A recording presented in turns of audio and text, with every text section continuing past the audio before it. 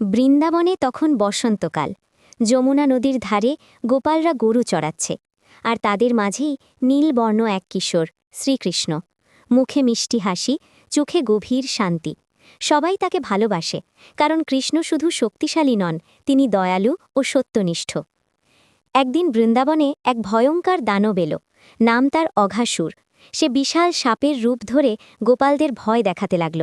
অনেকেই ভয়ে পালাতে চাইছিল, কিন্তু ছোট গোপালরা কিছু বুঝতে পারল না। তারা খেলতে খেলতে সেই বিশাল মুখের ভেতরে ঢুকে পড়ল। সবকিছু দেখে কৃষ্ণ শান্ত থাকলেন। তিনি জানতেন, ভয় দিয়ে সমস্যার সমাধান হয় না। তিনি নিজের শক্তির সঙ্গে সত্য ও সাহসকে সঙ্গে নিয়ে অঘাসুরের মুখে প্রবেশ করলেন। কৃষ্ণ বুঝতেই পারেনি কৃষ্ণ তার ভেতর প্রবেশ করে নিজের ঐশ্বরিক শক্তি প্রকাশ করবেন। কৃষ্ণ নিজের শক্তি বাড়াতে লাগলেন। অঘাসুর শ্বাস নিতে পারল না, আর মুহূর্তেই তার দানব রূপ ধ্বংস হয়ে গেল। গোপালরা সবাই নিরাপদে বেরিয়ে এলো। বৃন্দাবন আবার শান্ত হয়ে উঠল। সবাই কৃষ্ণকে ঘিরে ধরল। একজন গোপাল জিজ্ঞেস করল, কৃষ্ণ, তুমি কি ভয় পাওনি?